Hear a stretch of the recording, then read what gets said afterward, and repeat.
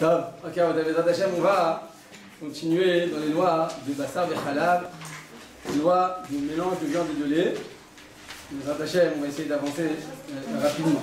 On avait expliqué que quand on a du poulet avec du lait, on aurait le droit de le cuire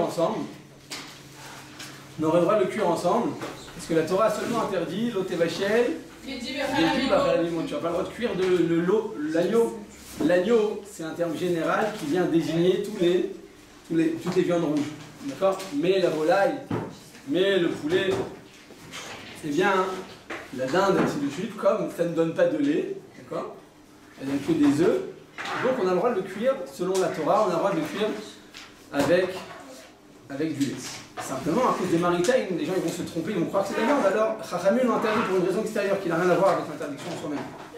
Deuxièmement, on avait dit que de cuire une cuisson, ce que la Torah interdit, c'est seulement une véritable cuisson. C'est quoi une cuisson à Botaï? C'est à partir de combien? 45 degrés. Yat Suledet, ta main elle brûle. C'est pas Yat Suledet, ta main elle brûle. On dit que chez Kresso, chez Tinok, Nirva, quand tu mets de l'eau chaude, c'est un enfant qui a mal au ventre, tu prends de l'eau. Dans les pays du Maghreb, ils prennent de la maria et ils massaient comme ça le ventre du bébé. Maintenant, quand tu prends de l'eau, il faut que ce soit chaud pour pouvoir le masser et lui faire du bien. Mais on te dit jusqu'à combien? À partir du moment où tu lui mets de l'eau chaude sur le ventre, à combien il va pas supporter? C'est ça, 41 degrés, c'est ça. C'est chez Kresso, chez Tinok, Nirva. Quand tu peux bien le brûler, lui faire mal, à partir de plus de 45 degrés. Moins de 45 degrés, c'est agréable, c'est encore la température ambiante, la température du corps. On a dit qu'on a le droit de cuire. Donc, tu as le droit de cuire à moins de 45 degrés la viande et du lait. On a dit par contre, quand tu as un safek, quand tu as un doute, est-ce que c'est plus de 45 degrés, moins de 45 degrés, on ne sait pas exactement définir. C'est safek, d'oraïta. Quand tu as un doute qui porte sur l'interdiction de la Torah, tu dois te montrer plus rigoureux, t'abstenir. Mais quand c'est un doute sur une mitzvah d'ordre rabbinique, c'est permis. Ça fait que des rabbanan, les koulas. Donc quand c'est la Torah, tu dois te retenir, tu dois te montrer rigoureux. Et quand c'est d'ordre rabbinique, tu as le droit de te montrer, de te comporter avec indulgence. Tout à l'heure, ce matin d'après, j'ai lu le titre d'un cours, il disait comme ça, il y avait un bachor qui a refusé de se lever devant un rab. C'est quand il y a un tamid racham. Quand on dit un rab, ça ne veut pas dire qu'il enseigne. Un tamid racham, il y a des gens, ils sont des tamid racham, ils disent des tamid racham du matin au soir. Ils n'ont pas de rôle d'enseignement. Ils étudient la Torah toute la journée. D'accord? Ils sont zaken yoshev baïshiva, comme ça s'appelle. Ils étudient toute la journée, c'est leur vie. C'est dans ce cas-là, tu as une mitzvah de oraïta de te lever devant lui. C'est une mitzvah de la Torah. Et si tu ne te lèves pas devant lui, tu transgresses une mitzvah de la Torah. Tu n'as pas accompli une mitzvah de la Torah. C'est comme si tu n'avais pas mis cette filine aujourd'hui. C'est grave, c'est la même chose. Quand tu ne te lèves pas devant un tamid racham, tu n'as pas accompli une mitzvah de la Torah. C'est la même chose quand tu as tes parents ils passent devant toi. D'accord? Selon le Rama, ils passent dans les 4 ramas, dans les 2 mètres de ton périmètre, tu dois te lever. Mais l'okomato, tu dois te lever totalement, pas juste comme ça. Tu dois te lever tout ton corps. D'accord? Ça, c'est une mitzvah de Ve'adarta pene zaken. C'est quoi zaken? Tu devras donc honorer, tu devras donc faire un geste pour montrer l'honneur que tu tiens envers un zaken. La Gemara dit zaken, c'est pas c'est une personne qui est vieux, qui a une barbe blanche ou qui a des rides. C'est aussi et surtout zekana chorma. C'est ça un zaken. Un zaken, c'est une personne qui a acquis de la sagesse. C'est une personne qui est sage. C'est un chacham. Il peut avoir 20 ans et être sage, et il peut avoir 90 ans et avoir rien dans le crâne parce qu'il regarde les matchs de football, les trucs, et il mange des pop-corn, et il aime bien passer en vacances. Enfin, j'ai pas dit que j'ai rien contre ça, mais en tout cas, c'est pas lui que la Torah t'ordonne d'honorer. L'honneur, tu dois le donner. Zekana chorma. Ve'en kavod. En kavod est la Torah. Le vrai kavod, à qui on doit le donner à Botaï? La Torah. Le vrai kavod, tout le reste c'est subliminal, tout le reste c'est mensonger, c'est passager, c'est furtif. Quand on a une personne qui a de l'argent, qui a un rôle, ou qui est quelqu'un qui est devenu directeur d'une banque, enfin, tout ça c'est un respect, c'est un respect fictif, qui n'a aucune valeur, c'est comme un château de cartes. Il n'y a rien derrière tout ça, c'est que du vent. La Torah, c'est la seule notion, c'est la seule valeur qui est la vérité, qui est le émet. Et donc, comme cette personne est porteuse du message du émet, alors tu dois te lever devant lui.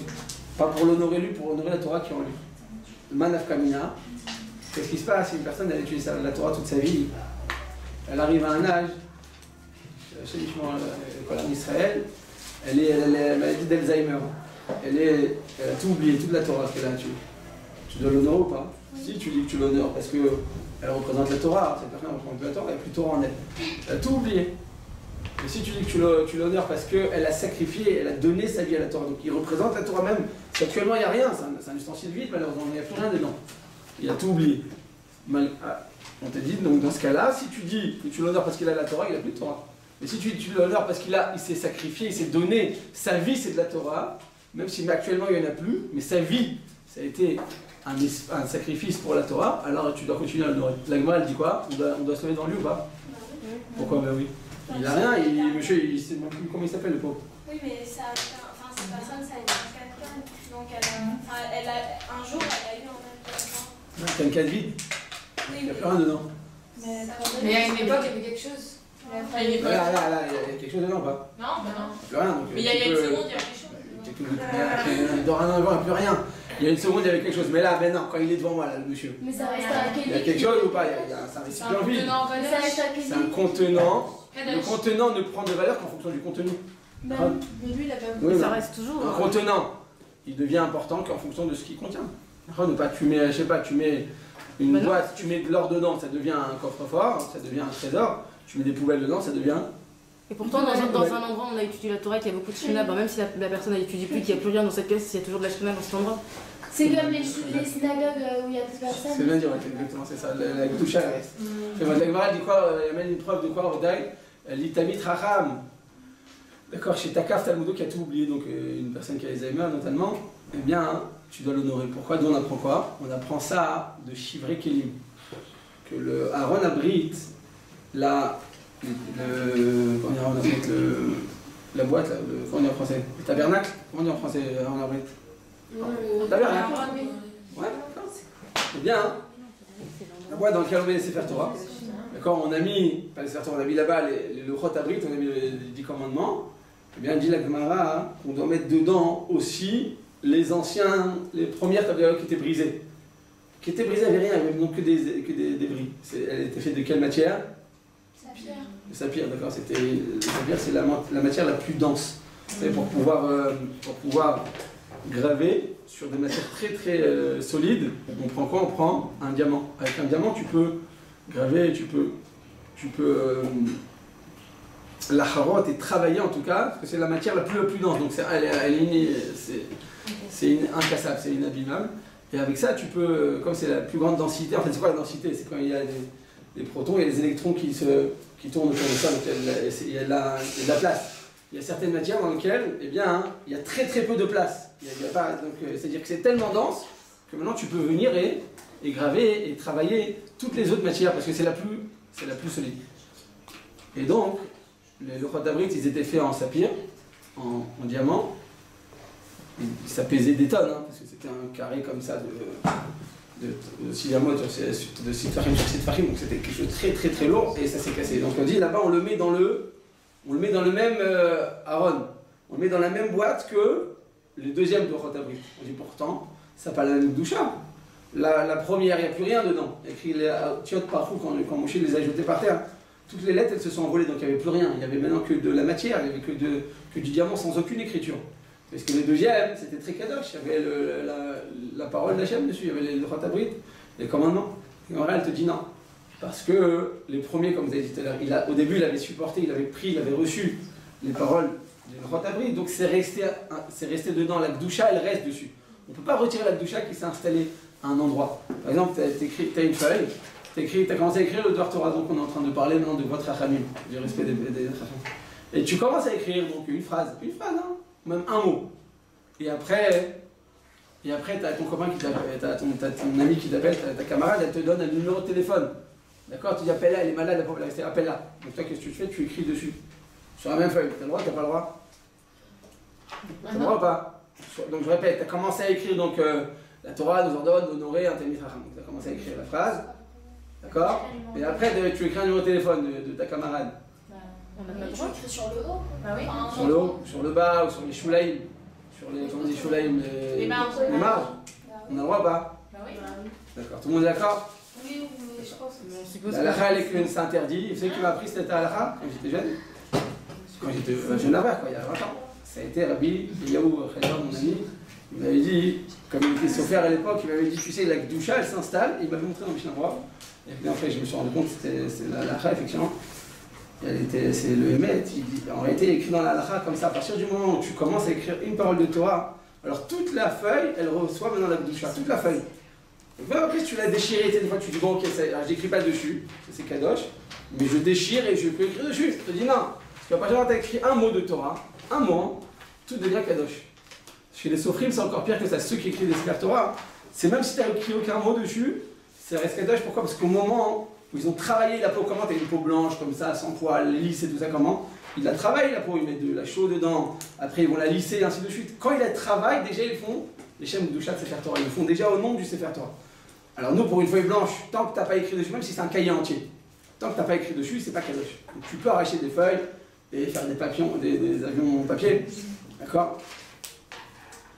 Et ainsi de suite, tu peux faire ce que tu veux avec, il n'y a pas de problème, il n'y a pas d'interdiction. Mais quand il s'agit d'une parole de Torah que tu as déjà écrit, même un mot ça suffit pour toute la feuille sur le déjà. Donc tu peux pas écrire dessus. Même le numéro de téléphone, tu peux pas. Je crois qu'il y a même une chéla de la parce que de l'autre côté tu peux. Vous savez, des fois, il y a des gens qui écrivent que d'un côté, de l'autre côté, ils veulent pas que l'encre passe. Donc ils écrivent que d'un côté. D'accord?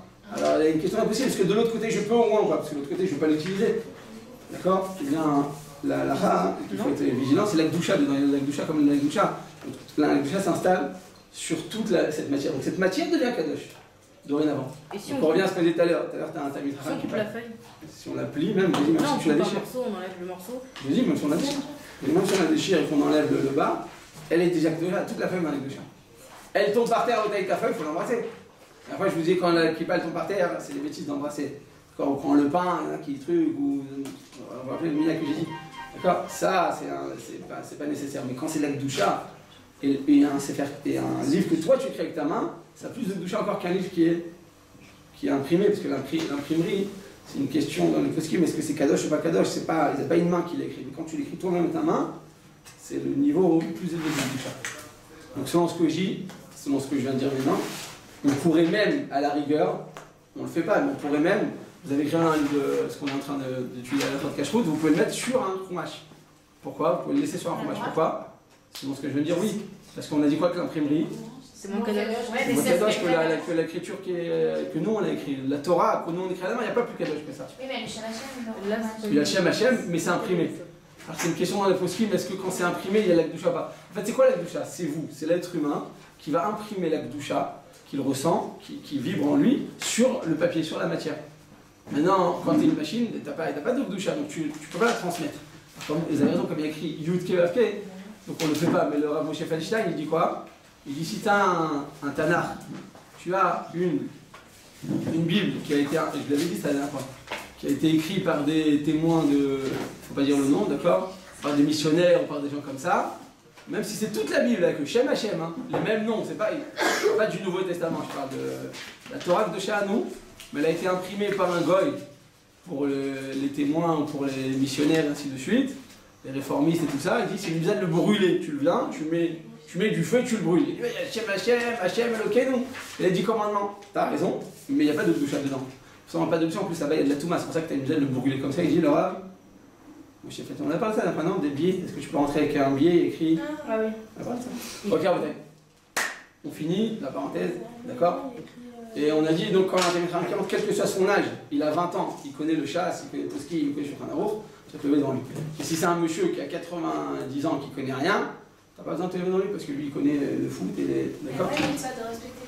De respecter toujours, on doit tous se respecter, d'accord? Comme il dit le Passouk, peace and love, d'accord? On doit tous s'aimer, on doit tous des amis, mais honorer l'honneur de la Torah, d'accord? C'est seulement sur une personne qui a de la Torah en lui. Maintenant, si c'est un maharet, c'est quoi un maharet? Qui ne connaît rien, qui est un ignorant, pas une mitzvah de te lever devant lui.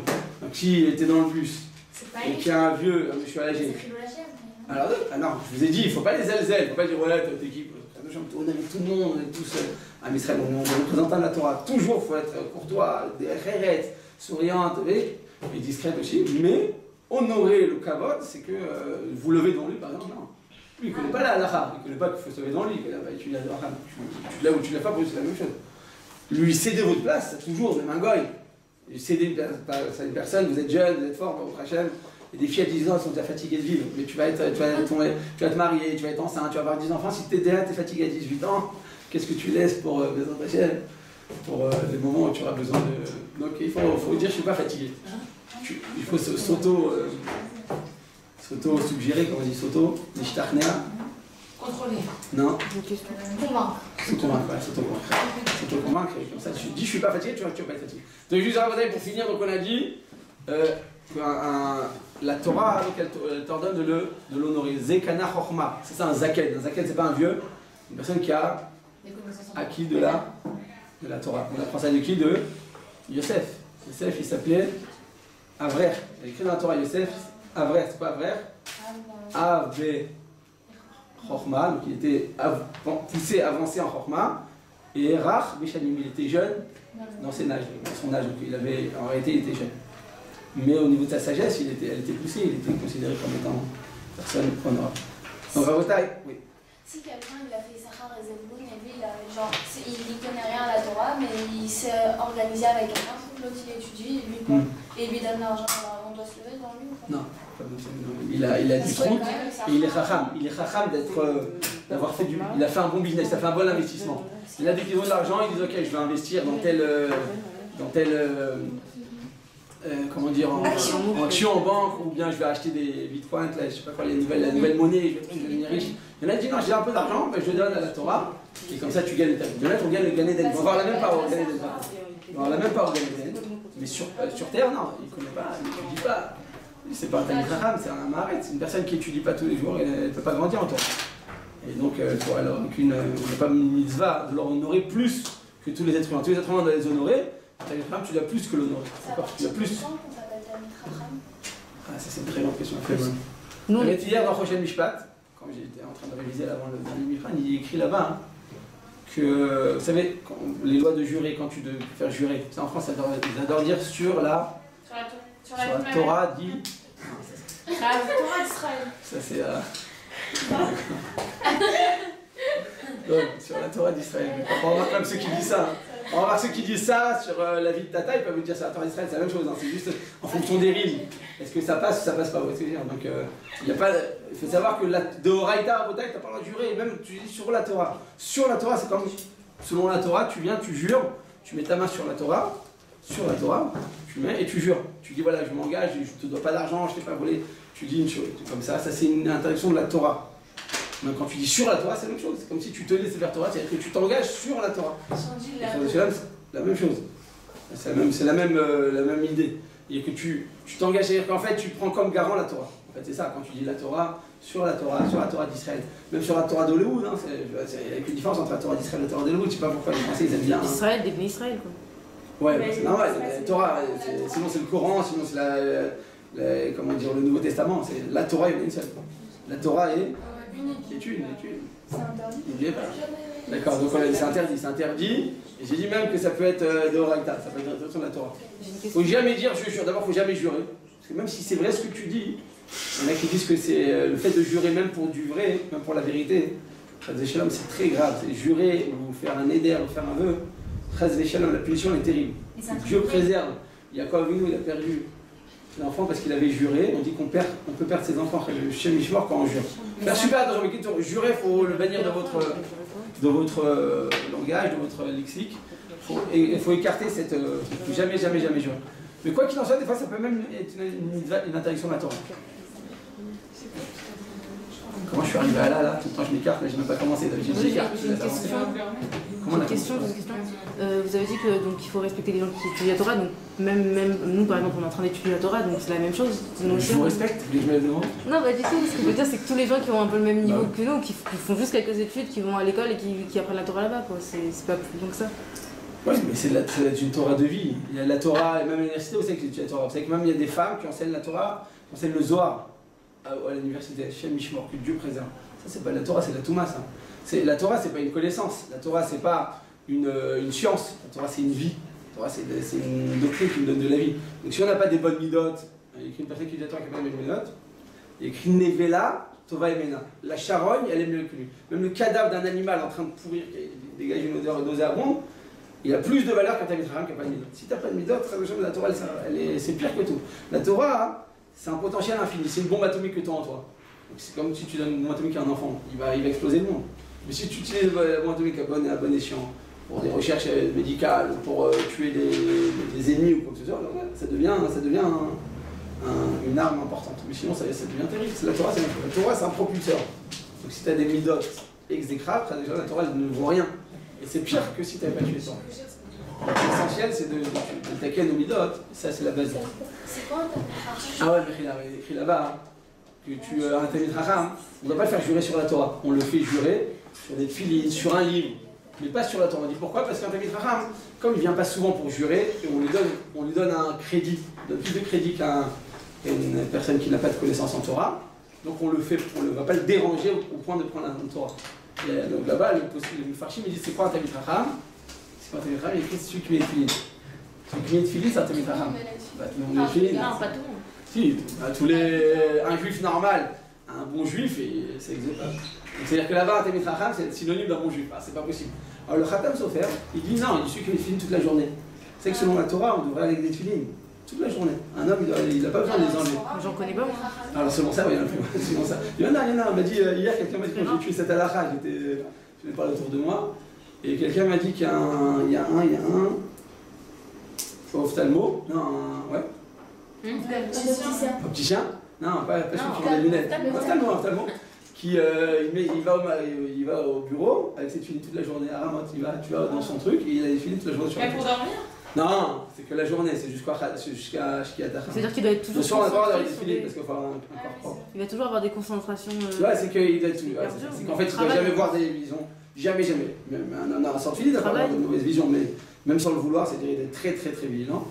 Le gars de Villeneuve faisait comme ça toute la journée, il marchait avec les filines, il travaillait avec les filines, il travaillait avec les filines. La dernière fois dans ma rue, à Arnof, il y a quoi, même pas 3 semaines, j'ai vu des Bahourim, ils étaient dans un camion de déménageurs, je les ai vus devant moi. Ils étaient en train de déménager un appartement avec des filines sur la tête. Devant moi.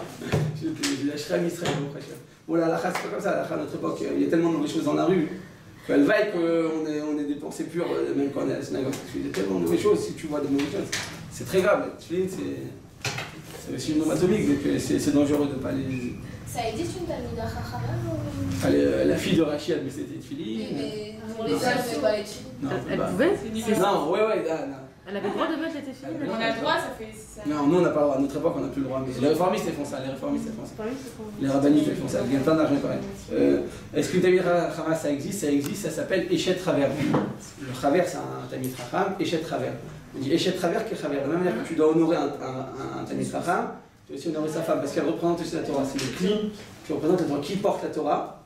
C'est la femme, c'est elle qui le porte, c'est elle qui l'encourage.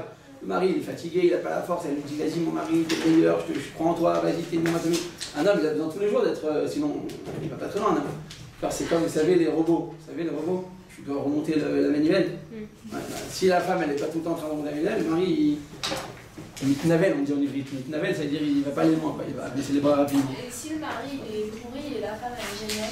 Eh ben, la femme elle a un grand serra, le mari non. Ça, Non, mais je veux dire, c'est la Chacham. si elle a je crois que le Rabbi Akiva Eger, on dit quand ils allaient chez eux à la maison et qu'il étudiait, et que les gens venaient pour poser des questions, c'est elle qui répondait.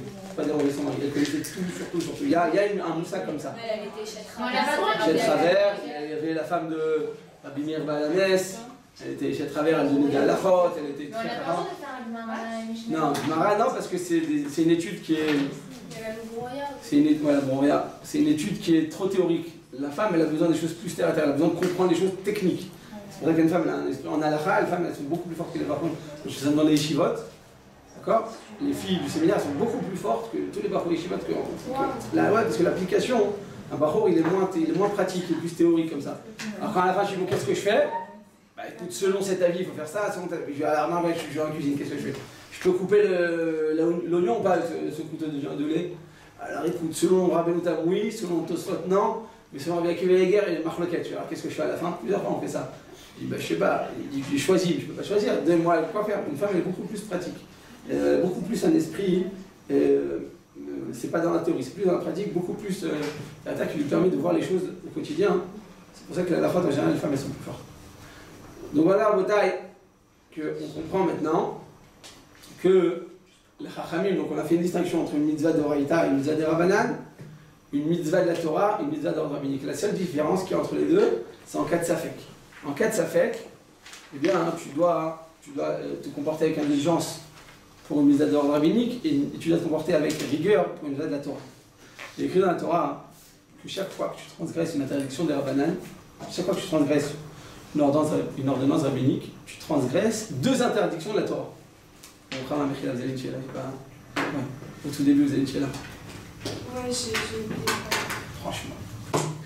Je peux me rappeler. Top. Ah, quand vous avez levé la main, quand j'étais en train de parler d'écrire, mon téléphone. Là, c'est un rapport avec la cuisson, mais c'est pas grave. La cuisson, on n'a pas encore parlé de cuisson. Faut pas mélanger les chartons de serviette. Si, on a parlé. On a déjà commencé?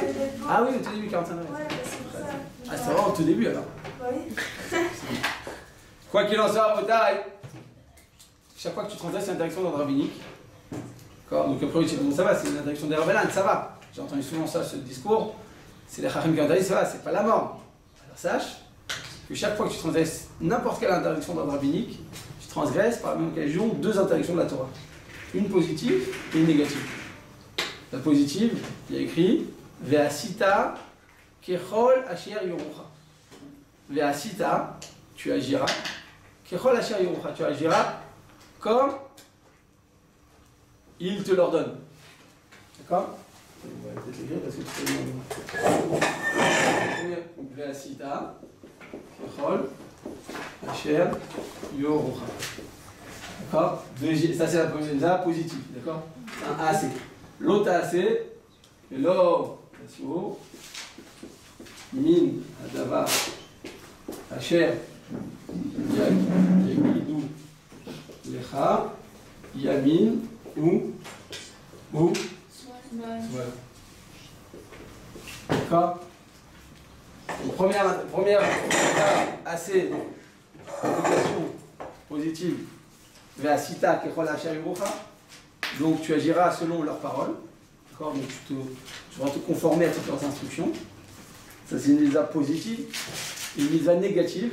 Négative c'est pas une bonne traduction parce qu'il y a un négatif à toi, mais en tout cas, l'otasé c'est quoi? C'est l'otasour. Nadavar. Asher yagidou lecha yamin usman.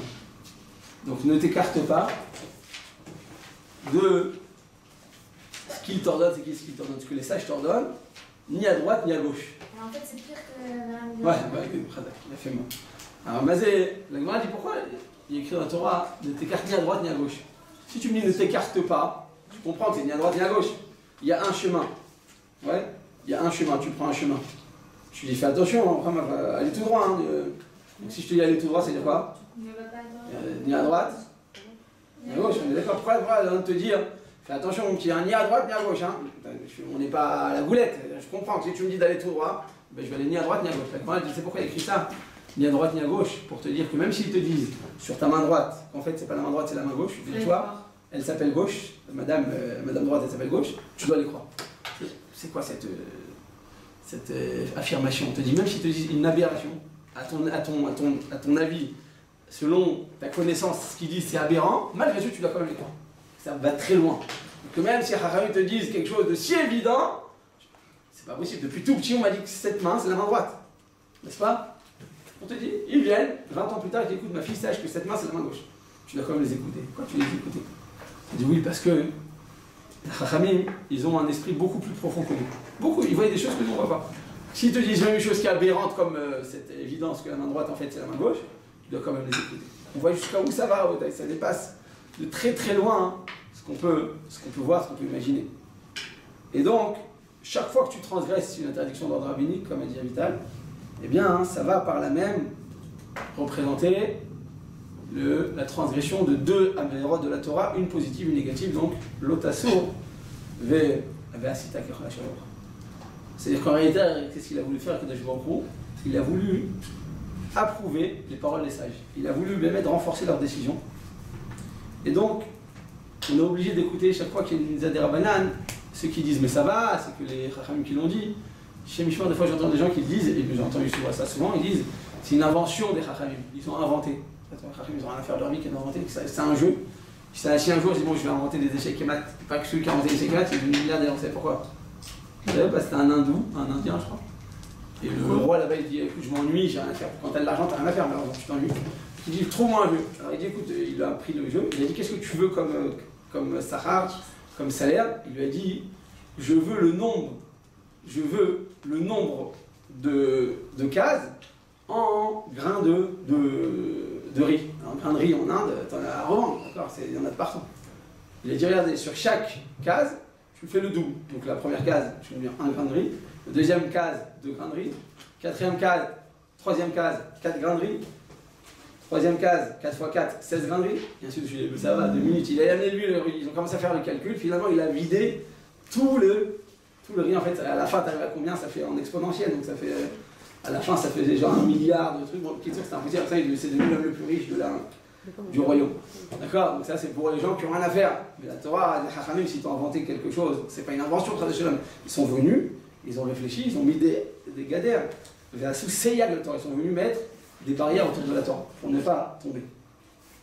D'autant plus, on avait dit la dernière fois, il y a énormément de mitzvot dans la Torah qui sont stumot, qu'on ne peut pas comprendre, qui sont cachés. C'est très souvent en allusion que la Torah va nous l'enseigner. D'accord? C'est seulement les Chachamim, les sages, qui ont la capacité d'interpréter les paroles de la Torah. D'accord? J'avais dit la dernière fois, on avait parlé de ça rapidement, par rapport au tefillin. Il y a écrit sur la tefillin, Shartam leot aledecha, Vayit tafot. Il y a écrit 4 mots sur un billet de film. 4 mots. Il n'y a pas écrit qu'est-ce qu'on doit mettre. Il y a écrit tu dois donc les poser en signe sur ton bras et entre tes yeux. Il n'y a pas écrit comment on les pose, où on les pose, à quoi ça ressemble, dans quelle boîte ils doivent être, est-ce qu'il doit y avoir des lanières. Il n'y a rien écrit. D'accord? Qu'est-ce qu'ils font les Karaïm? Les grands réformés, c'est qu'ils prennent que la Torah, comment on dit, les Sadducéens, comment on dit, Karaïm. Qu'est-ce qu'ils font? Tu dois être entre tes yeux. Qu'est-ce qu'ils prennent? Ils mettent les filets. Non, ils les font prendre là-bas comme un câble et ils disent voilà, c'est entre mes yeux, je le vois. Quand je vois quelque chose, c'est entre mes yeux, n'est-ce pas? Il dit voilà, je le vois. Et ils portent pas, ils font comme la Torah le dit. Il y a écrit dans la Torah Loteva ou Eish Bechol Moshe, tu ne dois pas faire brûler le feu dans ta maison. Qu'est-ce qu'ils font les Karaïm? Ils mangent que froid. Tout est éteint, il n'y a même pas de Shalom Shabbat, il n'y a même pas de. Ça veut dire quoi faire brûler le feu? D'horloge, il n'y a même pas de comment on dit, Shalom Shabbat? La minuterie. Il n'y a même pas de minuterie, parce que tu n'as pas le droit d'avoir de feu dans ta maison. Donc ni feu, ni lumière, ni rien du tout. D'accord? Donc ils prennent la Torah comme Kepchato, comme son pchat, sans aucune explication. Ça veut dire quoi, Tamar? Ça veut dire quoi? Pour nous, ça veut dire quoi qu'il n'y a pas de feu dans la maison? L'autre terroriste, c'est-à-dire que tu n'as pas le droit d'allumer un feu, mais s'il est déjà existant, la plaque est déjà existante. La lumière, c'est déjà existant en Shabbat. Eux, ils n'ont pas le droit d'allumer, c'est-à-dire que dans ta maison, tu ne dois pas s'allumer du tout. L'autre, Teva, ils prennent la Torah comme le pchat, sans aucune explication. Je savais pas que c'est pour ça, j'ai cru que c'était un sens figuré, genre les disputes, tout ça, je pensais. Ouais, ça c'est le gars, Arizal dit ça. Il dit Shabbat, faut être plus vigilant à votre arrive, surtout le vendredi. Chez Michel, je vois plein de couples le vendredi s'éclatent, ils se déchirent le crampon, ils se crêpent le chignon. D'accord? Enfin, ils crêpent le chignon, elle lui crêpe la barbe. C'est-à-dire que chez Michel, le vendredi, avant Shabbat, le stress, il y a beaucoup plus. Eh bien, c'est un moment beaucoup plus opportun au dispute. Pourquoi? Parce que, comme c'est un moment très élevé, en fonction de la sainteté d'un moment, eh bien, il y a aussi autant de Touma. Enfin, c'est comme ça que ça marche dans la vie. Zé, le Umadza, c'est avec il a fait un monde dans lequel les forces sont égales. Parce que s'il y avait un peu plus, une tendance plus que l'autre, alors tout le monde tomberait dedans. Donc Hachem, il a fait en sorte qu'il y a des forces égales.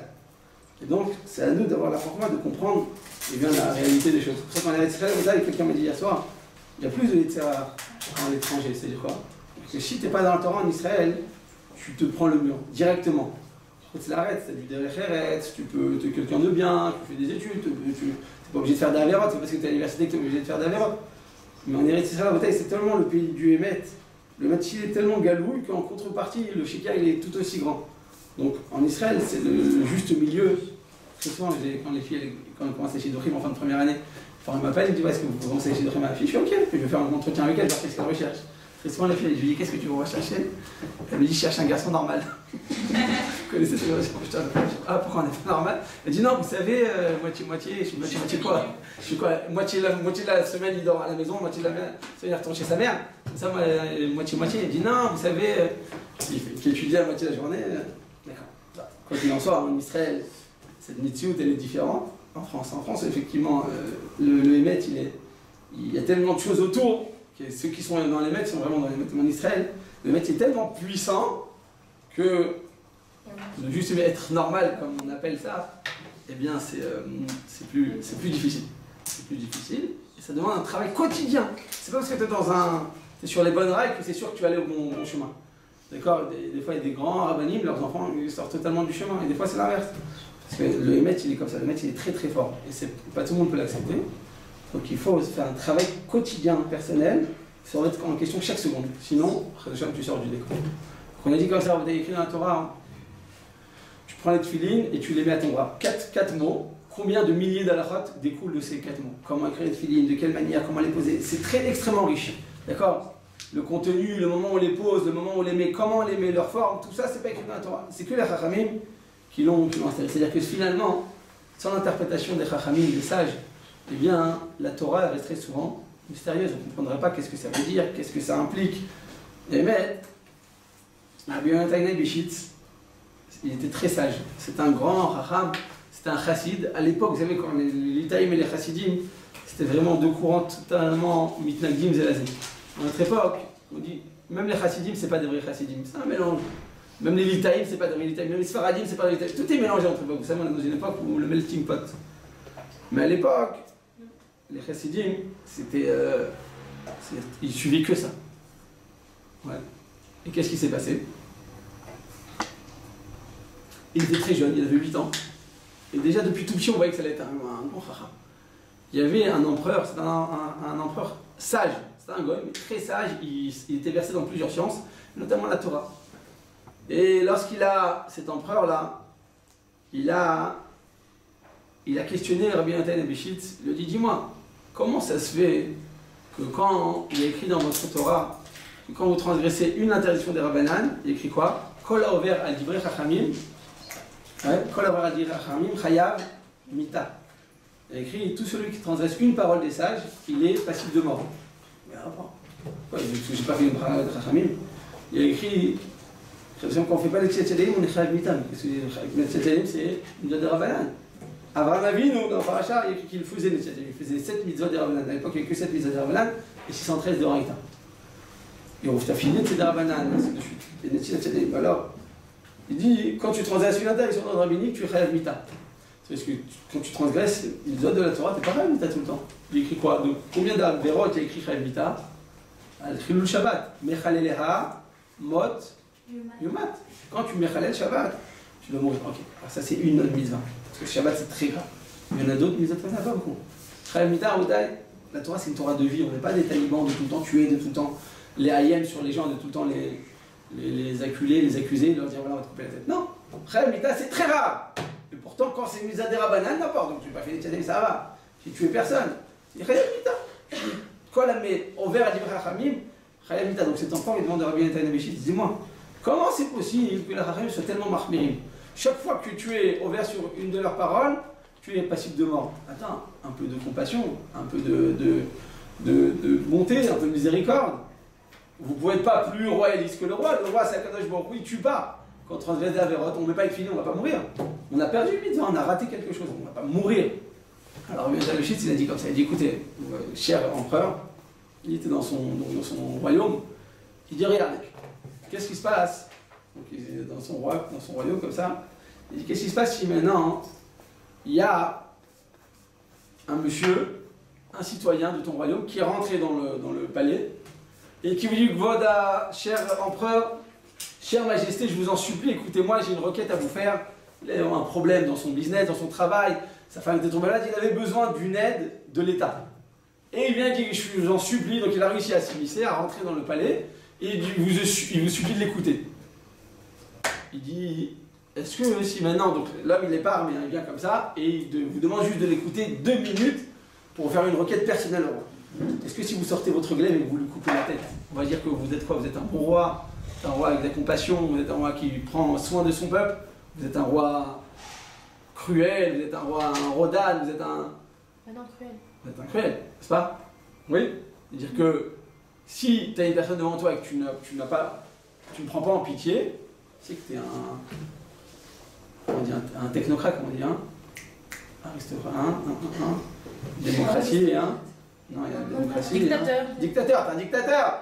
tu viens, tu tues, il a voulu juste te parler, il a le droit de te parler 2 minutes, il était coincé, il a réussi maintenant à rentrer au royaume. Il dit par contre, qu'est-ce qui se passe si ce même citoyen n'est pas rentré au royaume, il n'est pas rentré dans ton palais, et qu'il essaye, donc il y a la garde royale qui garde autour du palais, et il essaye de s'immiscer, il essaye de passer, de courir, il essaye de passer par la porte, il essaye d'enjamber la muraille, et qu'il y a un de tes soldats qui va essayer de l'arrêter, il ne veut pas s'arrêter, il va le tuer. Qu'est-ce que tu fais à ce soldat?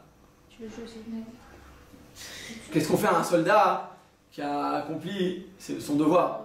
Il voit une personne qui va rentrer au palais, il lui dit arrête, et il continue à rentrer quand même. Il dit arrête, sinon je te tire dessus, il continue à rentrer. Bah, si tu lui tires dessus, c'est que tu es un bon soldat finalement. As fait ton... Imagine, il avait une ceinture explosive sur lui, imagine, il est parti pour tuer le roi, tu peux pas savoir quelles sont ses intentions, n'est-ce pas? Et que quand tu es un soldat pachout, eh bien le fait de tuer une personne qui veut s'immiscer dans le royaume, c'est un bon soldat. Mais quand il est devant toi, et que maintenant il te demande de le prendre en pitié, et que tu n'as pas de pitié, eh bien tu es un dictateur. Il dit c'est la même chose. Akadosh Baruch Hu, il est cool au chesed. Il est totalement, il sait ce qu'on a dans le cœur. Comme il sait ce qu'on a dans le cœur. Donc il ne va pas nous tuer à chaque fois. Il dit ok, t'as pas mis tes filines, c'est dommage, t'as raté une misa mon fils. T'as mis ta jupe juste au-dessus du genou. C'est dommage, t'as raté toi, moi j'ai rien gagné. Allez viens. Animateur, je ne vais pas te tuer pour ça. Shabbat c'est différent parce que c'est la femme. C'est la Shrina. Elle est considérée comme étant la princesse. Donc par respect pour la princesse, pour la reine, Kadosh Baruch Hu, il va être plus dur. Mais en général, à Otaï, Kadosh Baruch Hu, il est toute compassion, pitié, bonté, miséricorde. Mais les Chachamim, qui ne représentent finalement que les soldats qui sont là pour préserver la Torah, pour honorer pour préserver l'honneur de la Torah. Alors ils vont dire, écoute, si tu transgresses nos paroles, tu es Chayav. Qu'est-ce qu'a fait Kadosh Baruch Hu? Kadosh Baruch Hu, il a instauré des gardes autour du palais royal. Ce sont les sages qui ont pour but de préserver la sainteté de la Torah. Et là, dans le taille, Chachamim, quand on a parlé tout à l'heure du respect des Chachamim, c'était pas pour rien finalement, ça se rejoint. Et la Torah te dit, écoute, Kadosh Baruch Hu dit, écoute mon fils, si tu m'écoutes pas à moi, alors je te laisse vivre. Mais si tu n'écoutes pas mes sages, mes Chachamim, je te tue. Pourquoi? Kadosh Baruch Hu, il a tellement d'amour pour les sages qu'il va mettre leur honneur avant son propre honneur, avant son propre respect. Il va maintenant leur donner plus de considération à leur égard plutôt que à l'égard de Kadosh Baruch Hu lui-même. C'est-à-dire qu'Hachem est tellement vatran, il est tellement bon, qu'il va donner, par respect pour les sages, leur donner plus de kavod que le kavod qui revient à Hachem. Ça va très loin en bataille.